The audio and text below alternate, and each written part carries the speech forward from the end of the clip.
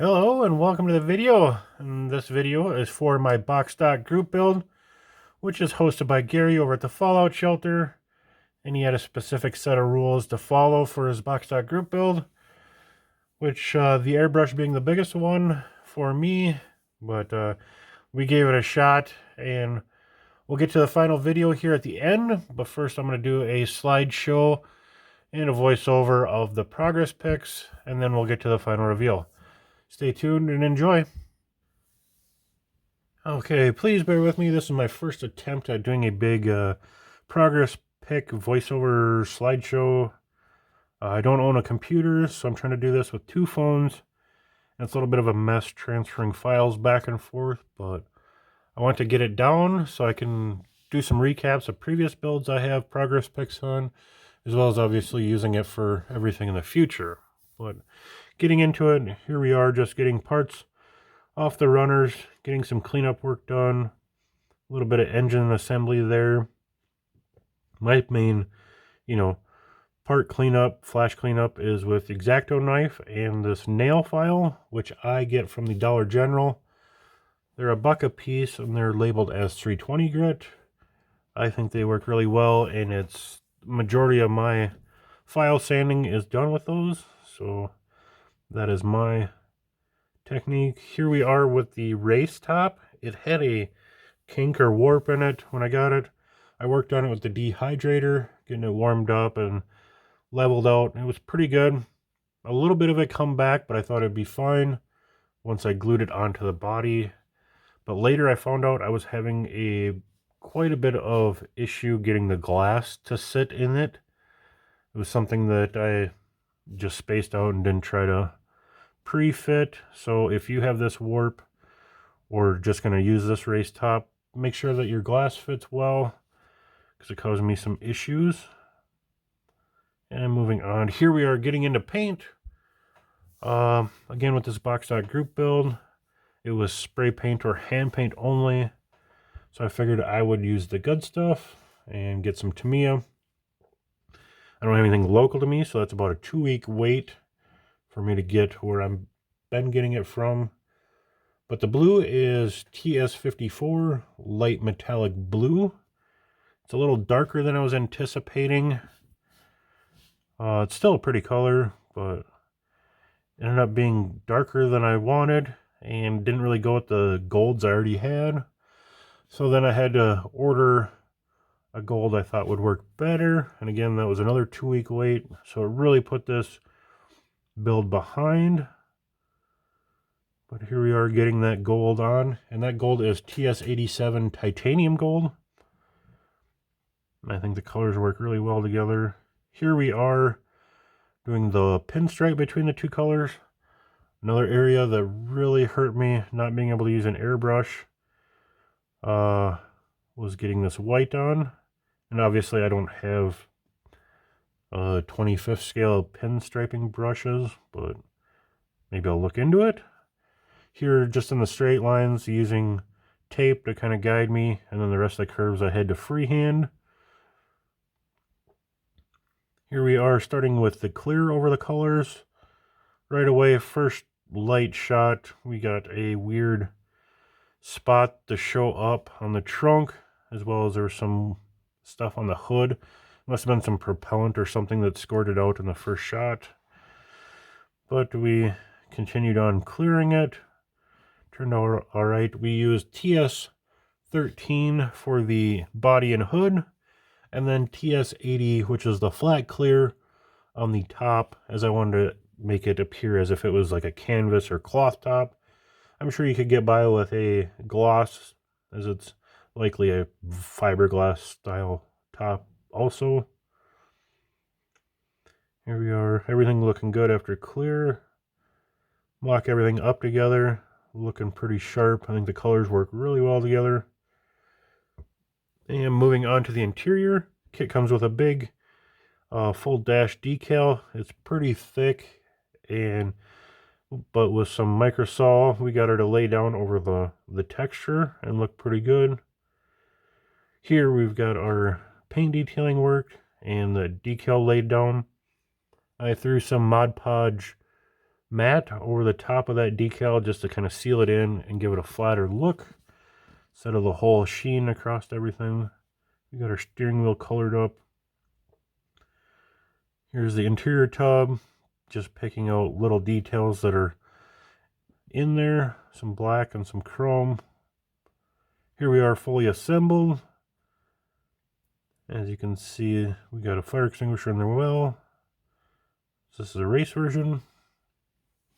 And moving on to the power plant, we got most of the engine put together. I kind of spaced out, I guess, during assembly on this, but little shot there. And here we are painting up the firewall detail while we're building the engine, getting the carburetors painted up there. Here we have just kind of completed our decal work, as well as working on the fog lights in the bumper, which are kind of a bear, as it's a plated round thing trying to be glued to a plated flat thing. There's no tabs or anything to line those up, so it's quite fiddly to get to work out, but enough time to get them situated all right. And after decals, we are back in for a top coat of clear. I was running real short on the TS13. Again, being 2 weeks out, I just couldn't wait, so I used the TS80 flat clear to give everything a first coat, and then top coated it with a final coat of the TS13. And there we are, looking pretty good. Glossed up, final, everything looking okay. Alright, here we are essentially before final assembly. Wanted to give this a try and let you see everything before anything gets hidden, as a lot of it will with kind of the interior and the engine compartment. But I guess we'll start here at the rear bumper. Had the molded in reverse lights. We just added a mix of pearl white craft paint and some gloss Mod Podge. Give them more of a lensy white look. Use the same mix on the headlights. Give them more definition and stand out instead of the straight chrome molded in headlights. Looks like we still have to do our marker lights and maybe some more black washing in the grille. But I think that'll all look good under this kind of a clear lens shield that they have for it. I'll give you a look there. And here on this filler piece, I used semi-gloss clear over the chrome plating in the center there to give that more of a brushed aluminum look for that lettering, because I think that's what they were. And then we'll hit all those letters at the end when we're kind of done handling everything. Oh, we just got our radiator and a battery here. And the chassis, I think I'm just going to leave in this semi-gloss black, as you know, everything's kind of hard to detail out, and I'm using a different exhaust than what's in there. I might hit the tank, but that would be about it there. Speaking of the exhausts, I went with the kind of classic header white from header to end. Hit a little black in the recesses to give those more depth. I guess we can go on to there. You can kind of see the headers there, also in the white.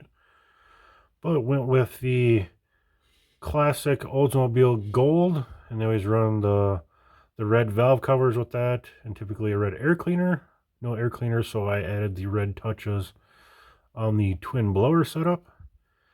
They're kind of unique blowers, as they were more designed for like straight 4-cylinders and straight 6s, where they just kind of run one for each bank, which is an interesting concept. Don't know if it was ever done in the real world, but we kind of got our Weber carburetors dealed up in a couple different tones.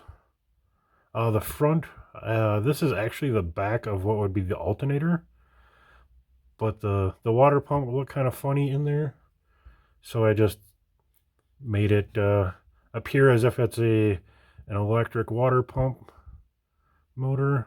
And you can kind of see the oil filter hanging out there, with flat aluminum on the transmission and a shinier chrome for the pan. Just a touch of copper for the servo cover. That about covers that guy. And we move on to the interior. Again, just a semi-gloss black.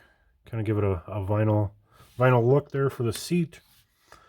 Seat belts went with just a white. Have to hit the buckles yet. The interior, this is a hot rod gray primer that I semi-glossed again to give it that more vinyl-y look. Just a light sheen.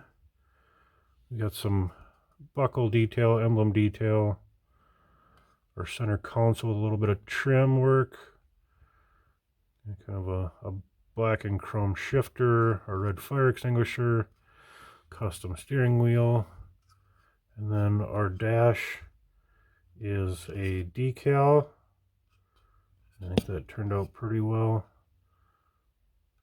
That's a nice look.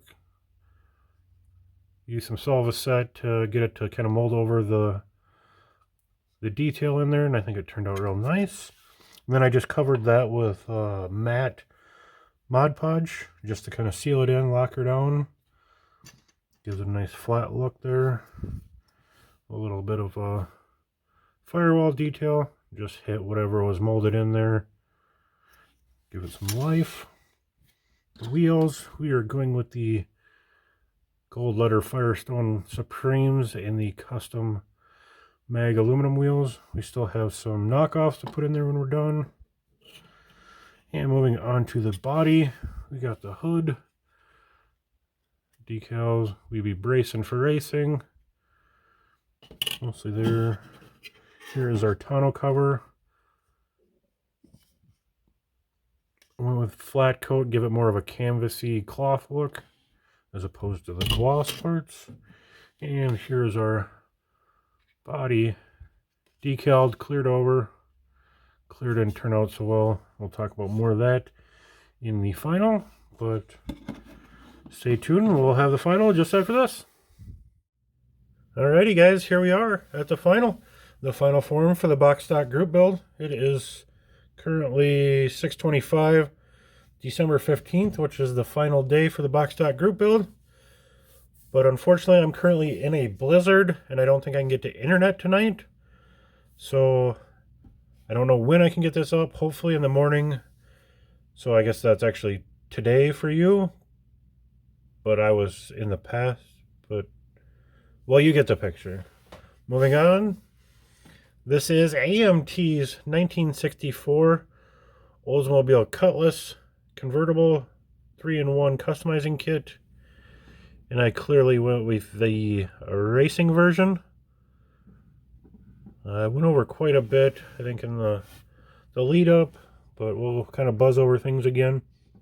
The colors are Tamiya's TS54 light metallic blue, and then TS87 titanium gold, along with the white is actually TS27 matte white that I decanted to hand brush, which was an adventure in itself. And then the clears were TS13 and TS80 for the flat. Where do we go from here? Obviously done up again as the race version, which is removing the windshield so you can add this tonneau cover, and it's got a little roll bar there, and the window, which was a real bugger for me, but I think that was because of the tonneau cover, but maybe not. Maybe that's a quirk with the kit. Let me know if you've built this version and what your experience was. But just be mindful of that issue potential if you go to build one of these. We got her stickered up. We can kind of look at the front end here. We got kind of that lens cover over the headlights and grille. Got a little red there for the emblem. Got some fog lights, marker lights done up. There's two different hoods again that you can use. I want the, of course, race version. The clear, I guess I can talk on that. As I said before, I had used a flat clear as my first coat over the decals, and then topped it off with the TS13 to give it a gloss. It looked great, it looked normal when I left that night, but I came back after work and it had gone awry for me. Yet another clear failure for me. I just need to stay away from rattle cans, I think. But yeah, apparently they kind of reactivated the flat and almost turned it matte and shrunk it. It even shifted some of the metallics, which is a bummer, but I guess it'll look fine sitting on the shelf. Can probably hide most of it in pictures in reality, but it is what it is. I don't know if I'll try polishing it all or hitting it with some floor polish or something to give it a little fill in, but I guess we can look. Just went with the American Grand Prix license plate just for color. Looking pretty good there. I don't know, did I show the cockpit yet? But there we got our racing seat. You can kind of see in there with the fire extinguisher. Got the racing harness. That's that plastic molded harness. Comes with these older AMTs. Got our exhaust peeking out. You got the gold lettered tires with the Krager, I believe, wheels with the knockoffs on there. It is a old steel axle. She's a roller, which is fine. We got the Cutlass topped with a little Molotov, little rally rouser. I guess we can get under the hood. I think that's kind of the gem of this kit, I guess. It's still a cool kit, but had a few issues. Mostly mine, I'm sure, my fault. But there we can see that engine with the dual blowers, Weber carbs, exhaust, detailed firewall. I guess I could paint the front of that where that radiator is supposed to be black, but it is what it is. It'll spend most of its life with its hood on, sitting in the shelf behind the cabinet or behind the plastic. There she is. She looks like a mean little screamer. We did all the button snaps with the Molotov pen, as well as the hood pins, door handles, all of that. But there she is. AMT's 1964 Oldsmobile Cutlass Convertible box stock group build is a wrap. Thanks for watching.